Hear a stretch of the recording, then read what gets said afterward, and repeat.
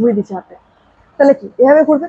দেখো এভাবে ঘোরাচ্ছি, হ্যাঁ এইভাবে, হ্যাঁ এই, তাহলে এভাবে যদি ঘোরায় এই পয়েন্টে এইটা কেন্দ্র, তাহলে এইভাবে ঘুরছে। হচ্ছে প্লাসের গতির সঙ্গে এই বৃত্তীয় গতির এই কনসেপ্টটা লাগিয়ে একটা অঙ্ক দিয়ে দিলে, তাহলে তোমাকে প্লাসের গতিটাও করে রাখতে হবে। প্লাসের গতি যদি না পারো তাহলে তুমি যদি V perpendicular equal to R omega তুমি মুখস্থ করে যাও, তুমি অঙ্কটা করতে পারবে না। তাহলে প্লাসের হাই, আমি রিজন আক্তার। তো আমি এর আগের লেকচার অর্থাৎ বৃত্তীয় গতি সার্কুলার মোশনের প্রথম যে লেকচারটা দিয়েছিলাম সেটাতে পড়েছিলাম কৌণিক সরণ, কৌণিক বেগ, কৌণিক ত্বরণ এই সম্পর্কে। কৌণিক ত্বরণটা অল্প বলেছিলাম। তো কৌণিক সরণ এবং কৌণিক বেগ কি এবং তার উপর কিছু অঙ্কও করেছিলাম। তো আজকে তার উপর 5 ধরনের 5টা অঙ্ক করাবো, তারপর কৌণিক ত্বরণ সম্পর্কে পড়াবো। আর বাকি আর কি কি ত্বরণ রয়েছে, যেমন কেন্দ্রমুখী ত্বরণ, সেন্ট্রিপিটাল অ্যাক্সেলারেশন, তারপরে স্পর্শকীয় ত্বরণ মানে ট্যানজেনশিয়াল অ্যাক্সেলারেশন, তারপর নেট ত্বরণ, এই সমস্ত ত্বরণগুলো কোন অভিমুখে কাজ করে, কি কাজ এদের, এদের উপর অঙ্ক, এই সমস্ত কিছু আজকের লেকচারে পড়াবো। শুরু করা যাক এই অঙ্কগুলো দিয়ে। প্রথম অঙ্ক এখানে লেখা আছে, একটা চাকা মিনিটে 300 বার ঘুরছে, তাহলে কৌণিক বেগ কত, এটা জিজ্ঞেস করেছে। আচ্ছা, আমরা কম্পাঙ্ক যখন পড়েছিলাম এর আগের ভিডিওতে বলেছিলাম কম্পাঙ্ক মানে হচ্ছে 1 সেকেন্ডে কোনো কণা কতবার চক্কর কাটছে বা কতবার ঘুরছে। বৃত্তীয় গতি চ্যাপ্টারটা মানে মনে রাখবে এটা চক্কর চ্যাপ্টার, মানে একটা বিন্দুকে কেন্দ্র করে ঘুরছে, এটা কেন্দ্র, কেন্দ্র একটা বস্তু ঘুরছে, এবার বলেছে মানে চক্কর কাটছে। একটা পুরোনো চক্কর যদি কাটে এখান থেকে ঘুরে গিয়ে একবার এখানে চলে এলো, তাহলে এ কত কোণ ঘুরলো? 360 ডিগ্রি। 360 ডিগ্রি মানে কত? 2 পাই রেডিয়ান। এবার বলেছে চাকা মিনিটে 300 বার ঘুরছে, 1 মিনিটে 300 বার চক্কর কেটে নিচ্ছে। জিজ্ঞেস করছি ওমেগা কত, কৌণিক বেগ কত। তা আমরা ওমেগা এর ফর্মুলা এর আগের লেকচারে কিভাবে এসছে বুঝেছি, আর বোঝাবো না। ওমেগা ইকুয়াল টু 2 পাই এফ। এফ, এফ হচ্ছে এখানে কম্পাঙ্ক, লিখছি না। আর টি মানে হচ্ছে পর্যায়কাল। তো আমি যদি এই ফর্মুলার কাজে লাগিয়ে অঙ্কটা করি, তাহলে আমাকে এফ বার করতে হবে, নাহলে টি বার করতে হবে। তো কম্পাঙ্ক কিভাবে বার করবো? আমি জানি কি কম্পাঙ্ক মানে কি, 1 সেকেন্ডে কতবার চক্কর কাটছে, এটাই হলো কম্পাঙ্ক। এখানে বলেছে মিনিটে 300 বার, তো মিনিটে 300 বার এটা কম্পাঙ্ক নয়। 1 মিনিটে মানে 60 সেকেন্ডে 300 বার ঘুরছে, চক্কর কাটছে। তাহলে আমাকে 1 সেকেন্ডে বার করতে হবে কতবার চক্কর কাটছে। এটা কি 300/60 মানে 5 বার। আর 1 সেকেন্ডে যতবার চক্কর কাটবে সেটাকে আমরা কি বলবো? কম্পাঙ্ক বলবো। তাহলে 5 হচ্ছে কম্পাঙ্ক, এফ বেরিয়ে গেল। তাহলে অঙ্ক এবার সহজ, আই ইন্টু 5 এফ, তাহলে 10 পাই। এবার শুধু 10 পাই রেখে দিতে তো হবে না, একক আছে নির্দিষ্ট। কৌণিক বেগের একক কি? Radian per second. তাহলে একটা অঙ্ক কমপ্লিট। সেকেন্ড অঙ্ক, আমি এই একই ধরনের অঙ্ক 2-3টা আমি অ্যাটাচ করে দিচ্ছি, তোমরা করবে, তবে কমেন্ট সেকশনে জানাবে। এবার 2 নম্বর অঙ্ক করা যায়। বলেছে দুটো বস্তু আছে, দুটো বস্তুর ভর m1 এবং m2, এবং তারা দুটো আলাদা আলাদা বৃত্তের পরিধি বরাবর চক্কর কাটছে। একটা বৃত্ত যার ব্যাসার্ধ r1, আরেকটা বৃত্ত যার ব্যাসার্ধ r2। এবার দুজনেই একই সময় লাগছে এই পুরো চক্কর কাটাতে। এখানে যত সময় লাগছে এখানেও ততই সময় লাগছে, মানে টাইম পিরিয়ড, পর্যায়কালটা সমান দুজনের ক্ষেত্রে, এটা বলে দেওয়া আছে। এটার ব্যাসার্ধ আলাদা, এটার ব্যাসার্ধ আলাদা। জিজ্ঞেস করেছে ω1/ω2, মানে দুজনের কৌণিক বেগের অনুপাত বার করতে বলেছে। তাহলে কিভাবে বার করবো? ω1 এখান থেকে বার করো, m1 ভরের বস্তুটি r1 ব্যাসার্ধের একটা বৃত্তের পরিধি বরাবর চক্কর কাটছে, তাহলে ওমেগা কত হবে? 2π/t। সেম এটার ক্ষেত্রে ω2 কত হবে? 2π/t। দুটোরই ওমেগা সেম, তাহলে ω1/ω2 কত হবে? দুটো কেটে যাবে, তাহলে 1/1, তাহলে ω1:ω2 = 1:1।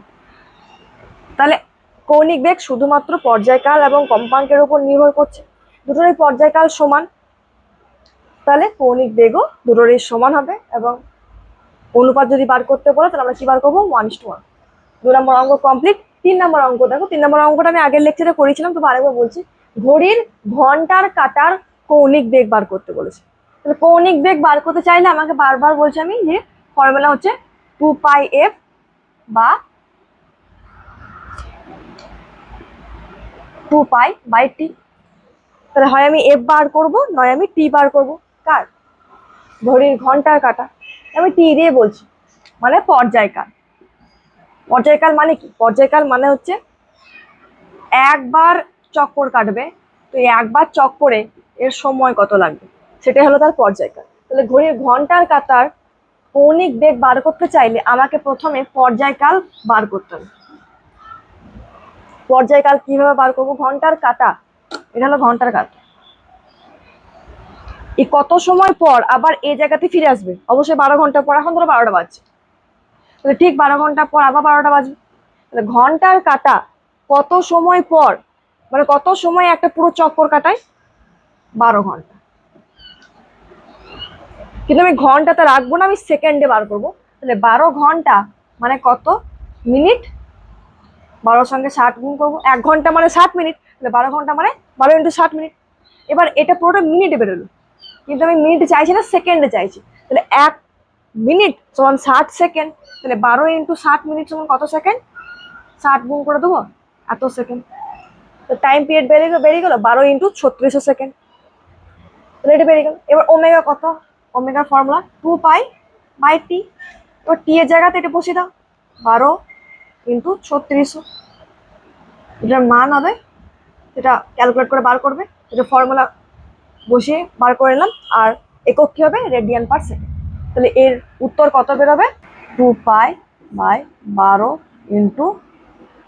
3600 রেডিয়ান পার সেকেন্ড। 3 নম্বর অঙ্ক ডান, 2 নম্বর অঙ্ক ডান হয়ে গিয়েছে। বেশ, এবার আমি 4 নম্বর অঙ্ক আসি। 4 নম্বর অঙ্কে কি বলেছে? একটা বৃত্তাকার পথে যার ব্যাসার্ধ হচ্ছে 20 সেন্টিমিটার, এটা হলো 20 সেন্টিমিটার ব্যাসার্ধ, একটা কণা ঘুরছে হবে পাই পাই করে, এবং কৌণিক বেগও বলে দিয়েছে 10 রেডিয়ান পার সেকেন্ড। বার করতে বলেছে রৈখিক বেগ কত।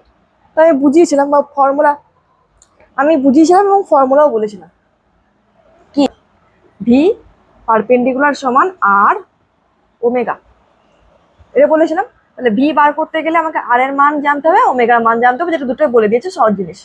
কিন্তু যখনই আমি এখানে মানগুলো লিখবো তখন দেখবো যে দুটোর একক একই পদ্ধতিতে আছে কিনা। এই রেডিয়ান পার সেকেন্ড এসআই একক, আর সেন্টিমিটার সিজিএস একক। সুতরাং এই দুটো বসিয়ে দিলে ভুল হয়ে যাবে। তাহলে আমাকে প্রথমে সিজিএসটাকে এসআই তে কনভার্ট করতে হবে। তাহলে 20 সেন্টিমিটার মানে কত মিটার? 20/100 মিটার। আর ওমেগা কত? 10 10 0 0। তাহলে 2, এখানে একক রেডিয়ান পার সেকেন্ড করে দিও না, এটা হচ্ছে রৈখিক বেগ। রৈখিক বেগের একক হয় মিটার পার সেকেন্ড। অঙ্কর উত্তর বেরিয়ে গেল 2 মিটার পার সেকেন্ড। 4টা অঙ্ক করা হয়ে গেছে, লাস্ট 5 নম্বর অঙ্ক করাবো, যেটা আগের লেকচারে পড়েছিলাম সেই কনসেপ্টের উপরে।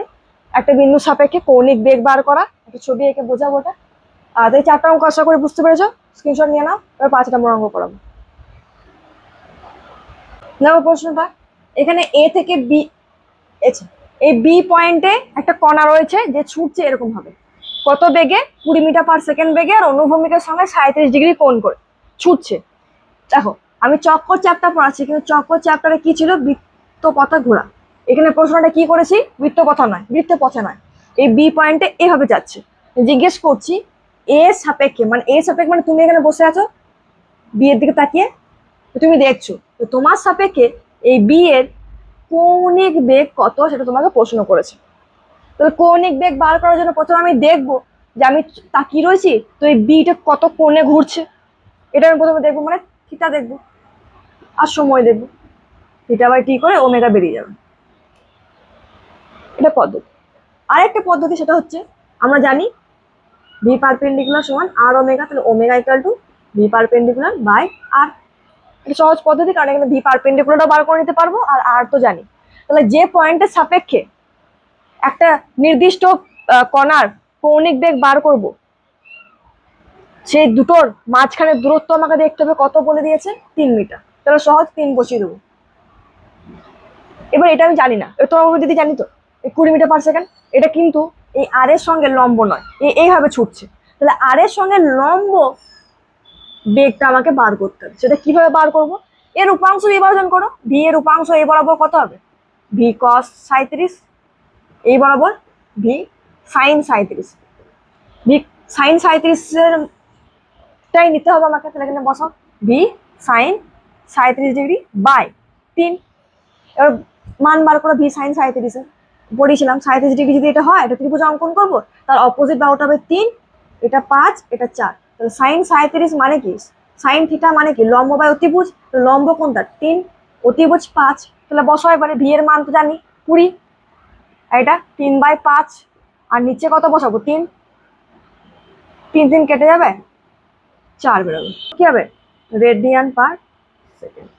তাহলে এরকম ধরনের অঙ্ক দিলে একটা পয়েন্টের সাপেক্ষে যদি কোনো একটা কণার কৌণিক বেগ বার করতে বলে, তাহলে আমি প্রথমেই দেখবো যে সেই পয়েন্ট থেকে যে কণাটার কৌণিক বেগ বার করতে বলছি সেই পয়েন্ট, সেটা যে পয়েন্টে আছে তার মাঝখানে দূরত্ব কত সেটা বলেই দিয়েছে 3 মিটার। না বলে দেওয়া থাকলে কোনো একটা অন্য কিছু বলে দিত, সেখান থেকে আমাকে বার করতে হতো। আপাতত এখানে বলে দিয়েছে, মাথা খাটানোর দরকার নেই, 3 মিটার। এবার এই যে দৈর্ঘ্যটা, এর সঙ্গে লম্ব বেগটা নিতে হবে, এর সঙ্গে তো 20 মিটার/সেকেন্ড লম্ব নয়, এইভাবে ছুটছে। তাহলে এর দুটো উপাংশ আমি বার করবো, একটা এই অনুভূমিক বরাবর, একটা উল্লম্ব বরাবর। আর উল্লম্ব উপাংশটা এই 3 মিটারের সঙ্গে লম্ব, তাহলে এইটারই মান আমি এখানে বসাবো, বসে আমি বার করে নিলাম 4 রেডিয়ান/সেকেন্ড হচ্ছে কৌণিক বেগ।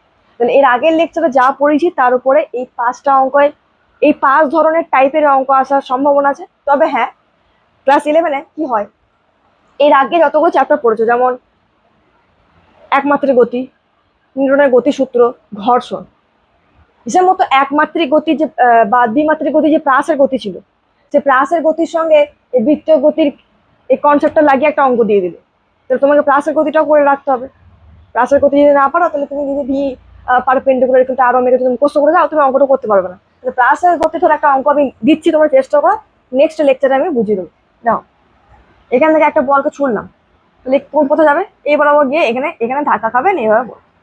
তীর ছোড়া প্রত্যেকটা স্কুলে এই খেলাটা হয়, জ্যাভলিন থ্রো। আচ্ছা বেশ, তাহলে এখানে ধরা একটা ইউ বেগে ছুড়লাম, আর অনুভূমিকের সঙ্গে থিটা কোণ করেছে।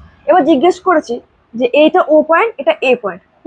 ও পয়েন্টের সাপেক্ষে যখন এই কণাটি বা তীরটি, তীর যখন ছুরি তখন কি মাটিতে তো গাঁথে, তো সেই পয়েন্টে যখন গাঁথবে, মাটিকে স্পর্শ করবে, তখন ওমেগা কত ও পয়েন্টের সাপেক্ষে, এটা হলো প্রশ্ন। তুমি এখানে দাঁড়িয়ে আছো, একজন তীর ছুটছে, ছুটছে, ছোড়া হয়ে গেল, একটা সময় একটা দূরত্বে গিয়ে একটা রেঞ্জে গিয়ে এই পয়েন্টে মাটি স্পর্শ করলো। এবার তোমাকে জিজ্ঞেস করা হলো, বলো তোমার সাপেক্ষে এই যে তীর ছিল, সে তীরটির কৌণিক বেগ কত। তো ফর্মুলা তো আমরা বেশ জানি যে ভি পারপেন্ডিকুলার বাই আর, তাহলে ভি পারপেন্ডিকুলারই বা কত, আরই কত, এগুলো আমাকে জানতে হবে। ছোট করে বলে দিচ্ছি, দেখো আর কোনটাকে নেব, এই পয়েন্ট আর এই পয়েন্টের মাঝখানে এটা নেব।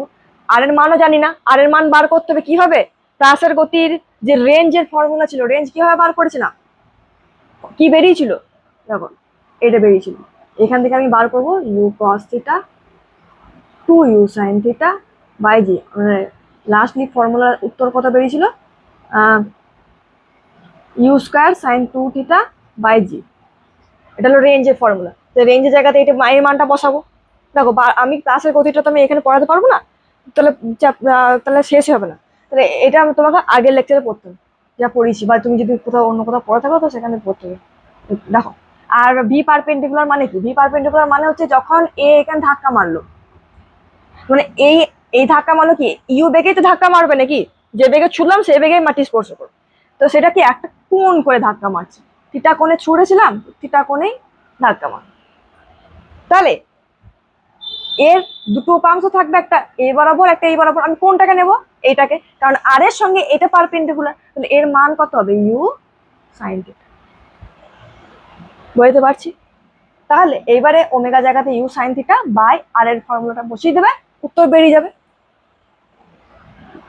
বুঝতে পারলে, এবার প্রত্যেকটা চ্যাপ্টার ভালোভাবে পড়তে হবে, তার সংমিশ্রণে অঙ্ক তোমাদের দিয়ে দিতে পারে। তখন যদি না পারো, তখন তোমরা বলবে যে কমন আছে না দিদি, কমনের ব্যাপার না, তোমাকে সব চ্যাপ্টারগুলো ভালোভাবে পড়তে হবে, অঙ্কগুলো প্র্যাকটিস করতে হবে। কৌণিক ত্বরণ শুরু করবো। কৌণিক ত্বরণ কি, আচ্ছা আমরা কি চ্যাপ্টার যেটা পড়ছি সেটা কিরকম দেখতে, এরকম দেখতে, আমি যা করছি এইটার মতোই দেখতে। এখানে দেখো আমি আঙুল দিয়ে সুতোটাকে ধরে রেখেছি, সুতোটাকে ধরে রেখেছি, আর এটা হচ্ছে কাটা, এই কাটা রুল কাটার, পেন্সিল কাটার। তো কি এরকম করে ঘোরাচ্ছি, ও এরকম করে ঘোরাচ্ছি, তো এ ঘুরছে। তো কার সাপেক্ষে? আমি এখানে ধরে রেখেছি বলে তো ঘুরছে। আমি যদি না ধরে রাখতাম তাহলে এ কি এভাবে কেন্দ্র বরাবর ঘুরতো? কেন্দ্রকে সাপেক্ষ করে এ ছুটে পালাতো ওইদিকে বা এইদিকে বা এইদিকে, মানে একটা রৈখিক বেগ থাকতো তার। এরকম কৌণিক বেগ বা কৌণিক মানে এই বৃত্তাকার পথে ঘুরতো না। তাহলে সমস্ত কিছু নির্ভর করছে কেন্দ্রে কে রয়েছে বা কেন্দ্রে যে রয়েছে সে এটাকে ঠিক মতো চালাতে পারছে কিনা। বুঝতে পারছো না? দেখো ছবি বোঝাচ্ছি। প্রথমে আমি কৌণিক ত্বরণ সম্পর্কে পড়ি, আলফা কি জিনিসটা। থিটা পড়েছি, ওমেগা পড়েছি, আলফা কি সেটা জানাটা খুবই সহজ, কারণ আমি একমাত্রিক গতিতে পড়েছিলাম এক্স ভি এ। ত্বরণ মানে কি? বেগের পরিবর্তনের হার, ওপরে বেগের পরিবর্তন বাই সময়, সেটাকে আমি ডেল্টা ভি বা ডেল্টা টি দিয়ে লিখতে পারি। বা যদি সেটা কি গড় ত্বরণ, মানে অনেকটা অনেকটা সময় ইন্টারভেলে বেগের পরিবর্তন হচ্ছে, সেই ক্ষেত্রে গড় ত্বরণ এটা। এবার তোমাকে জিজ্ঞেস করলো এই এই সময়ে তোমার বা তাৎক্ষণিক ত্বরণ বার করো, এই সময় কোনো ইন্টারভেল, টাইম ইন্টারভেল নাই, তাহলে সময়ে পার্থক্যটা ছোট হয়ে যাবে ডিটি, বেগের পার্থক্যটা ছোট হয়ে যাবে ডিভি। তাহলে তাৎক্ষণিক ত্বরণের ফর্মুলা হচ্ছে ডিভি বাই ডিটি। এটাও বেগের পরিবর্তনের হার, মানে বেগের পরিবর্তন বাই সময়। ঠিক সেরকম এটা ছিল রৈখিক ত্বরণ, এটা হলো কৌণিক ত্বরণ। কৌণিক ত্বরণের উপরে কি হবে? কৌণিক বেগের পরিবর্তনের হার, কৌণিক বেগের পরিবর্তন বাই কত সময়ে কৌণিক বেগের পরিবর্তন ঘটলো, এর বেশি কিছু না। তাহলে alpha equal to D omega by DT, এটা হলো তাৎক্ষণিক কৌণিক ত্বরণ। বুঝে গেছি? Alpha is equal to D omega by DT. তাহলে ওমেগা বলে দিলে আমি আলফা বার করতে পারবো। ধরো ওমেগা তোমাকে বলে দিল 2t², আলফা বার করো। কি বার করবে? ওমেগাকে সময় সাপেক্ষে অবকল করবে, ডিফারেন্সিয়েট করবে। ডিফারেন্সিয়েশন না পারলে আমার ডিফারেন্সিয়েশন লেকচারটা দেখে নেবে, আমি ডেসক্রিপশন বক্সে দিয়ে দেবো। আচ্ছা, 2t², ধ্রুবক পদের কোনো অবকল হয় না, ডিডিটি t²। t² অবকল কি হবে? 2t, 2 বাইরে আছে আর অবকল করে 2t হলো, তাহলে 4t বেরোলো তোমার কৌণিক ত্বরণ আলফা। তো আলফা এভাবে আমরা বার করবো। বোঝা গেছে? এইবারে বৃত্ত গতি চ্যাপ্টারটা যখন পড়বো তখন এক্সট্রা আরো 3টে ত্বরণ সম্পর্কে আমাদেরকে পড়তে হবে। প্রথমে বলেছি, তো সেই 3টে ত্বরণ কোন অভিমুখে কাজ করছে, কিভাবে কাজ করছে, কেন আসছে, সব দেখতে হবে। এটা হচ্ছে কেন্দ্র। বৃত্তটা এইভাবে এঁকেছি বলে কিছু ভেবে লিও না, এইভাবে গতিটা করছি। তো দেখো ভালো করে লক্ষ্য করো, আমি ব্যাসার্ধটাকে কমিয়ে দিচ্ছি, দেখতে পাচ্ছ ঘুরছে কিভাবে। এবার যদি আমি এভাবে ঘরে থাকি, এভাবে ঘরে ফেলছি বা এভাবে ঘরে ফেলছি, ঘুরে দিচ্ছি হাতে, তাহলে কি এভাবে ঘুরবে? দেখো এভাবে ঘোরাচ্ছি, হ্যাঁ এই হ্যাঁ এই। তাহলে এভাবে যদি ঘোরায়, এই পয়েন্টে এইটা কেন্দ্র, তাহলে এইভাবে ঘুরছে, বুঝতে পারছো? এভাবে ঘুরছে, এটা কি হলো? ব্যাসার্ধ হয়ে গেল। ডান। ওকে, বেশ। এবারে ঘুরছেটা কেন? একটা কণা রয়েছে, হ্যাঁ গল্পের আকারে পড়ো, এটা একটা কণা, পি পার্টিকেল, পার্টিকেল পি দিয়ে রয়েছে। তো এ থাকতে চাইছে না এখানে, এ ছিটিয়ে বেড়ে যেতে যাচ্ছে ভি বেগে, ভি রৈখিক বেগে। ধরো এভাবে বেরিয়ে যেতে চাইছে, হ্যাঁ এভাবে বেরিয়ে যেতে চাইছে, কিন্তু বেরিয়ে যেতে পারছে না। তার কারণ হচ্ছে একে টানার জন্য কেন্দ্রে একজন আছে, কেন্দ্রে একজন আছে যে একে টানছে। তাহলে এভাবে বেরিয়ে যেতে চাইছে, কিন্তু টান পড়ছে বলে এভাবে ছিটকে বেরিয়ে না গিয়ে এভাবে ঘুরে যাচ্ছে। ঠিক এই পয়েন্টেও এ চাইছে এভাবে বেরিয়ে যায়, আমি থাকতে চাইছে না, বেরিয়ে যেতে চাইছে, কিন্তু বেরিয়ে যেতে পারছে না, টান পড়ছে। এবার টান পড়ছে কি বুঝতে পারছে না, তো দেখায় এটা দেখায়, দেখো এটা কেন্দ্র, এই কণাটা এইভাবে বেরিয়ে যেতে চাইছে, এবার ছিটকে এভাবে বেরিয়ে যেতে চাইছে, কিন্তু ছিটকে তো বেরিয়ে যেতে পারবে না, এখানে সূত্রটা ধরে আমি টেনে টেনে আছি। তাহলে কি করবো? এই বেরিয়ে যেতে চাইছে কিন্তু আমি টান, এখানে টান বল কাজ করছে, ফলে কি হচ্ছে? ঘুরে যাচ্ছে। আবার এইভাবে ছিটকে বেরিয়ে যেতে চাইছে, কিন্তু ছিটকে বেরিয়ে যেতে পারবে না, আবার ঘুরে যাবে, কারণ এখানে টান বল কাজ করছে। মানে মাঝখানে কেউ একজন আছে যে একে সর্বদা নিজের কন্ট্রোলে রাখছে, নিজের দিকে টেনে রাখছে, মানে এ যেন একে ছেড়ে বেরিয়ে না যায়, ছিটি যাতে বেরিয়ে না যায়, তার জন্য কেন্দ্র বরাবর একটা টান, একটা বল এই পার্টিকেলটার উপর কাজ করছে। এবার বল কাজ করলে কি হবে, ধর তুমি ছুটছো, তোমার কোমরে দড়ি বেঁধে আমি পেছন থেকে টেনে দিচ্ছি, তুমি একটা ভি বেগে ছুটছো, তাহলে তোমার বেগ কি হয়ে যাবে, কমে যাবে। তুমি যে জোরে ছুটছে, যে বেগে ছুটছিলে, সেই বেগটা কি হবে, কমে যাবে। এবার তুমি ছুটছো, তোমাকে ঠেলে দিলাম, তো তোমার কি হবে, বেগ বেড়ে যাবে। এই যে টানছি বা ঠেলছি, এগুলো কি, এগুলো বল তো, বল তো, টানাও একটা বল, ঠেলাও একটা বল, বল টেনে দিচ্ছি, ঠেলে দিচ্ছি।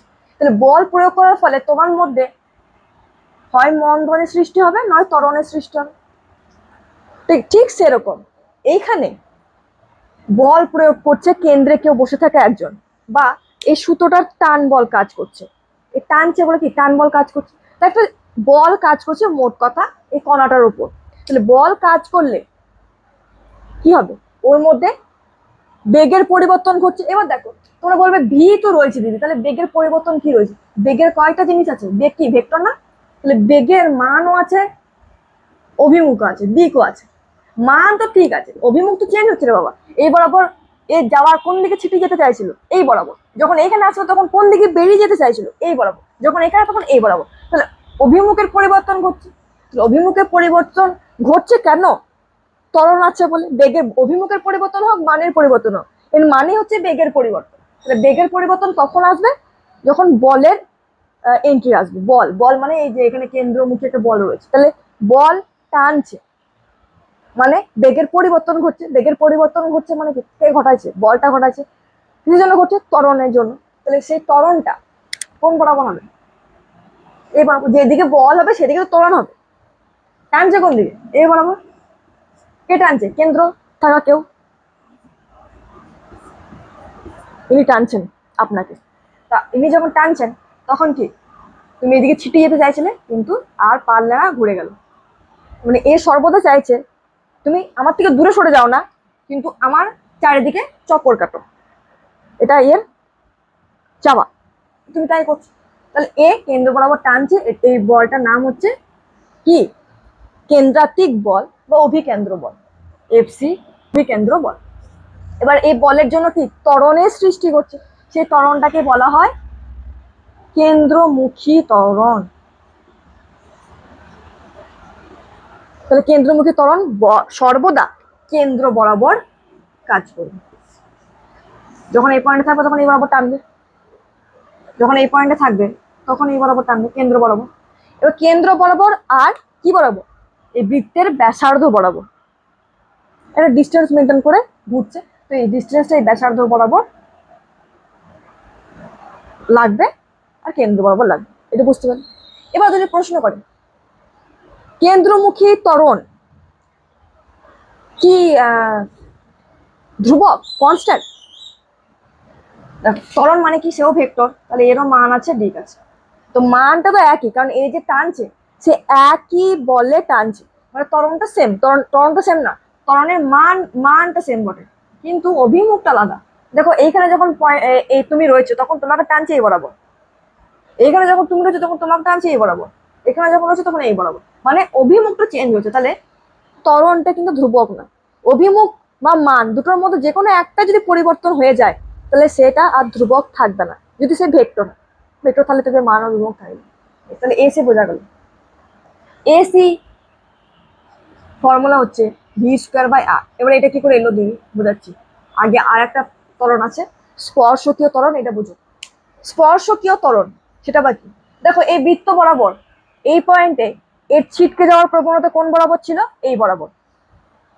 আর এটা কি, এই পয়েন্টে স্পর্শক, মানে ছুঁয়ে গেছে একটা পয়েন্ট, আর অন্য কোনো পয়েন্টকে ছুঁই নাই, তাহলে এটা হলো স্পর্শক। তাহলে এর বেগ, এই ছড়িয়ে চলে যাওয়া, এর থেকে দূরে সরে যাওয়ার যে অভিমুখ, সেটা এই বৃত্তের স্পর্শক বরাবর, তাই তো।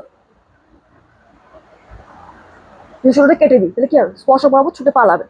এবার আমি বলছি এই ক্ষেত্রে তো প্রত্যেকটা পয়েন্টে এ একই বেগে ছুটছিল, একই বেগ মানে রৈখিক বেগ, পরিবর্তন হচ্ছিল বেগের অভিমুখ, সেজন্য তোমার কেন্দ্রমুখী ত্বরণ আছে। এবার আমি বলছি যে এ এই পয়েন্টে যখন ছুটছিল, মানে বাইরে চলে যাওয়ার যে প্রবণতা, যে বেগ নিয়ে, সেটা ভি। এই পয়েন্টে যখন আসছে তখন এ আরো বেশি ফ্রাস্ট্রেটেড হয়ে গেল এবং সে ধরো 2v স্পিডে বেরিয়ে যেতে চাইছে, মানে স্পিডটা ক্রমাগত বাড়াইছে। মানে মানটাকে পরিবর্তন করছে, অভিমুখ তো পরিবর্তন হচ্ছেই হচ্ছে, মানটাও পরিবর্তন করছে। তাহলে মান পরিবর্তন ঘটছে কিসের জন্য? নিশ্চয় একে কেউ টানছে বা একে কেউ ঠেলছে, মানে মোট কথা বল প্রয়োগ হচ্ছে। কোন অভিমুখে প্রয়োগ হচ্ছে তাহলে আমাকে দেখতে হবে। এখান থেকে এই পর্যন্ত গেল, প্রথমে ভি যাওয়ার কথা কিন্তু টু বি হলো, তাহলে নিশ্চয়ই একে কেউ ঠেলছে বরাবর, বেগটাকে বাড়াচ্ছে। তাহলে সেটা কোন অভিমুখে হবে? যেদিকে ছুটছে সেই অভিমুখে। কোন দিকে ছুটছিল? স্পর্শক বরাবর ছুটছিল। তাহলে একে ঠেলছে কেউ, সে স্পর্শক বরাবরই ঠেলছে, মানে ত্বরণটা স্পর্শক বরাবর। তাহলে যে ত্বরণটা স্পর্শক বরাবর তাকে কি বলবো? স্পর্শকীয় ত্বরণ। এবার যদি এর বেগটা কমতো তাহলে কি বল, এই বরাবরই হতো, স্পর্শক বরাবরই হতো, কিন্তু যেদিকে ছুটছে তার বিপরীত দিকে হতো। ক্লিয়ার? তাহলে স্পর্শকীয় ত্বরণও ক্লিয়ার। এটাকে লিখবো কিভাবে? এ টি বি। স্পর্শকের ইংলিশ টার্ম হচ্ছে ট্যানজেনশিয়াল, ট্যানজেনশিয়াল টি এ, সেজন্য এটি। তাহলে এ সি বুঝলাম, এ টি বুঝলাম। এবার আমি এটা মুছি। তো লক্ষ্য করো এই পয়েন্টটা এখানে লিখছি পি, এটা টানছে এই বরাবর, সেটা ত্বরণ হচ্ছে এসি। এই বরাবর ছুটছে স্পর্শক বরাবর ত্বরণ স্পর্শকীয় ত্বরণ। দুটোই ভেক্টর, দুটো ভেক্টর আছে, তো দুটো ভেক্টর একটা কোণ করে আছে, তো তাদের লব্ধি ত্বরণ বা নেট ত্বরণের অভিমুখ কোন দিকে হবে? এই বরাবর কোন একটা দিকে হবে, তাই তো? এই বরাবর হবে। এটা হলো এ নেট। তাহলে নেট ত্বরণ বার করতে চাইলে মান কত হবে? রুট ওভার এটা স্কোয়ার প্লাস 2ac এটি cos থিটা। এবার cos 90 ভ্যালু 0, তাহলে কত হবে? ভেক্টর, ভেক্টর না পড়লে কিছু করার নাই। লব্ধির ফর্মুলা বেরোতো আর equal to root over a square plus b square plus 2ab cos theta. তো এখান থেকে এ নেটের ফর্মুলা বেরোলো root over a square plus এটি স্কোয়ার। এবার দেখো, এবার যদি বলে যে এই যে এ নেটটা বেরোলো তার অভিমুখ বার করো, তাহলে এ নেটটা এটি এর সঙ্গে থিটা কোণ করে আছে, তো ট্যান থিটা বার করে নাও, থিটা বেরিয়ে যাবে। ট্যান থিটা সমান মানে কি? লম্ব বাই ভূমি। তা আমরা জানি ভেক্টরকে শিফট করা হয়, মানে এর অবস্থার পরিবর্তন করা হয়, কোণে ঘুরিয়ে নয়, মানে এইভাবে ঘোরা, সমান্তরাল ভাবে শিফট করা। তাহলে এটা এসি, এটা এটি, এটা। তো ট্যান থিটা মানে কি? লম্ব বাই ভূমি। লম্ব কোনটা? এসি, ভূমি কোনটা? এটি। তো theta equal to tan inverse AC by এটি। তাহলে নেট ত্বরণ কি, কেন্দ্রমুখী ত্বরণ কি, স্পর্শকীয় ত্বরণ কি, তিনটে জিনিস বুঝিয়ে দিলাম। এর আগে আমি বললাম কৌণিক ত্বরণ কি, তখন চারটা ত্বরণ তোমাদের বুঝিয়ে দিয়েছি। ফর্মুলা কি করে হবে, শুধুমাত্র এটার ফর্মুলা কিভাবে হয়েছে বোঝায় না, এখন বুঝাইছি। চারটা ত্বরণ বুঝে গেলাম। এবার চারটা ত্বরণ বের করবার জন্য অঙ্ক আসে, সে অঙ্ক দেখে কিভাবে বার করব, এবার সেই ধরনের দুটো অঙ্ক করব।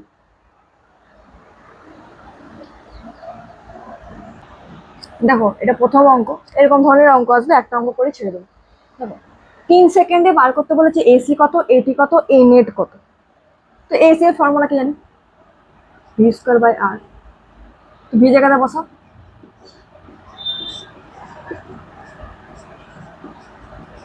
টি এর জায়গাতে বসাও, 3 সেকেন্ড 4।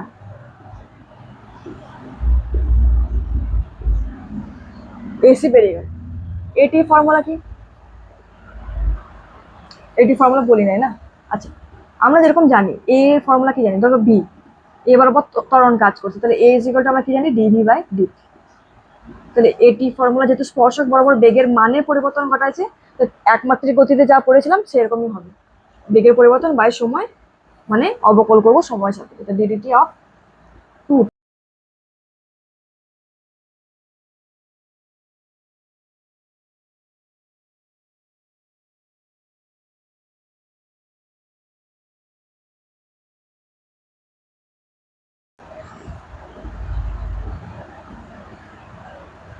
এখানে রেডিয়ান পার সেকেন্ড স্কয়ার হবে না, ভুল করে লিখে দিয়েছি, মিটার পার সেকেন্ড স্কয়ার হবে। আলফা কৌণিক ত্বরণের একক রেডিয়ান পার সেকেন্ড স্কয়ার।